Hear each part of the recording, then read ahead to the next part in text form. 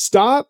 Before you fall in love with a charming fixer-upper, you gotta hear me. That wrong house can just drain you financially. And I've flipped enough homes to know that some deals you just run from. And based on the horror stories I've seen and that my clients have shared, I have a list here of homes to stay away from that'll save you from tens of thousands of dollars in repairs and those endless insurance battles. So you're gonna wanna stay tuned. And also, before we get going, here's my rescue dog, Daisy.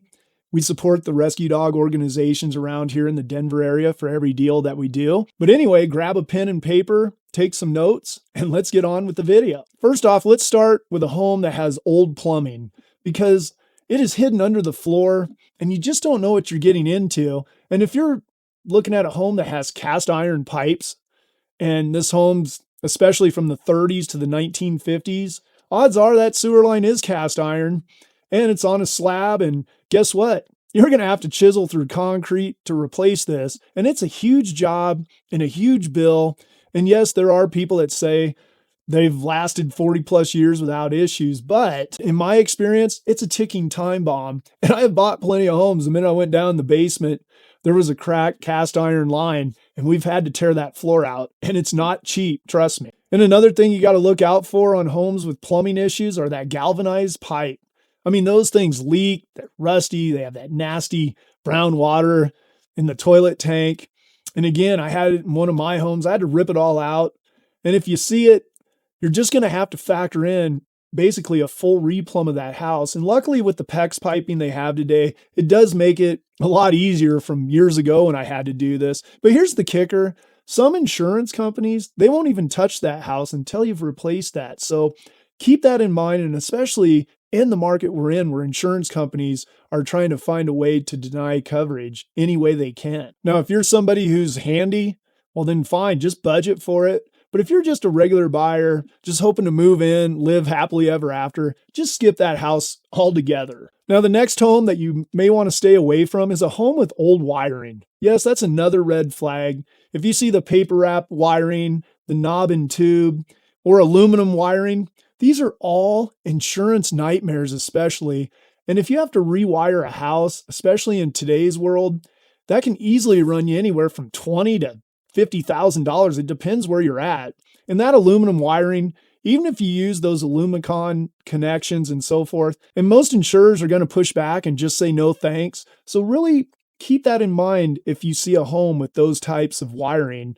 And unless you want to spend your weekends chasing electricians and your nights wondering if your house is going to burn down, just walk away from that house. Now, the next home you're going to want to stay away from are homes with the flat roofs, and especially in rainy areas. I mean, let's face it, that's like putting a pool on the top of your house. One low spot collects all that water, and eventually it's going to find a way into your house, and then boom, you've got ceiling stains, you have mold, and you have a huge repair bill. Now, if you live out west, maybe you can get away with it. But if you're on the East Coast or just anywhere wet, stay away from those. And the insurance premiums alone are going to bleed you dry. So just not a good home to go with unless you're getting a killer deal. And again, you know what you're up against when you're buying that house. Now, the next home you want to stay away from is a home with fire damage.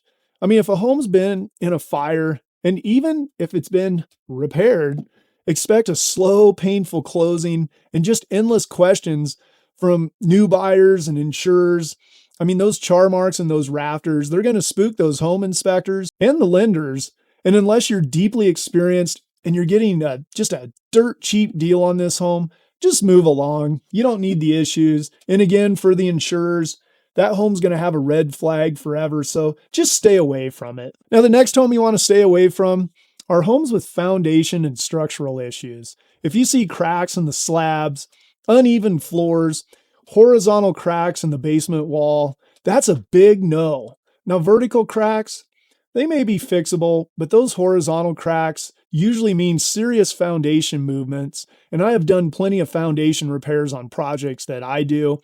And I can just tell you that if you see humps in floors near bathrooms, you might have some water damage and rotten joists. And can it be fixed? Well, sure, but you better know what you're doing and have a crew you trust, because foundation repairs, can spiral out of control fast. And there's a lot of companies out there that'll charge you 5 times more than it really costs to fix those.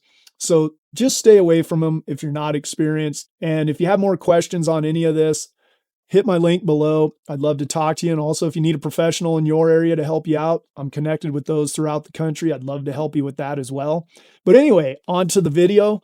Now, the next thing you may want to stay away from are homes with old windows. And this is especially true if you're near the coastlines where you may need impact rated glass, because the insurance companies now are forcing you to replace those in certain areas. And also your energy bills, they're just going to crush you until you do replace those. If you're inexperienced, stay away from those homes with those old single pane windows and so forth.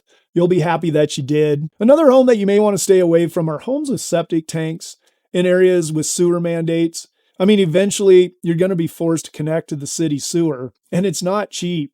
I mean, we're talking $10,000 to $20,000 for a septic system with the tap fees and the plumbing. So you may just want to opt for something different if you're not familiar with the septic systems and so forth. Now, another home you're going to want to stay away from are those ugly homes. I mean, you can fix paint, you can fix the kitchen, landscaping, but an ugly home, it's always going to be ugly. Unless you want to spend a ton of money on that home, it's just always going to be dysfunctional. And an ugly layout and a home with bad curb appeal, that just is forever. And a cute house sells even in a market like we're in now, but those ugly homes, they're just going to sit and they're going to sell for thousands less than other homes in the area. And back to those weird layouts and so forth, if you see homes with weird add-ons, unpermitted rooms, that Sears tool shed edition, they're hard to sell and even harder to finance. And let's talk about the bedroom to bath ratios. In today's world, families expect at least 2 bathrooms. In a 3-bed, 1-bath home, any more will be a tough resale, unlike years ago. But if you're adding a bathroom, then that adds value to that property, but only if you're able to do so. But besides that, just look for something different if you don't have the means to take on these types of properties. Now, here's a bonus for you. These are some comments from clients and people on my channel here of other homes to avoid. Now, I'm an investor and I flip houses too, also a real estate agent, but a lot of the comments on homes to avoid to buy are homes that are flipped by investors who cut corners. And yes, you want to stay away from those homes. If you walk into these homes and you see little things that they just didn't take the time to do, say they have new wall plates over the outlets, but they didn't change the outlets, or still that dingy looking outlet and switch, you may want to question that home just a little bit. Or if you walk in and they opened up a room and the ceiling is spongy and moves around, that may be cause for concern where they didn't go and do any kind of a structural reinforcement on that home. So yes, some homes that are flipped by investors, you do need to avoid. I will say there's good investors out there as well, though, that deliver a good product, but that's a common comment by many people. So I wanted to share that. Now, another home you may want to stay away from are home with bad grading. That's another expensive repair to fix if you don't have the means to do French drains, regrade the yard and so forth.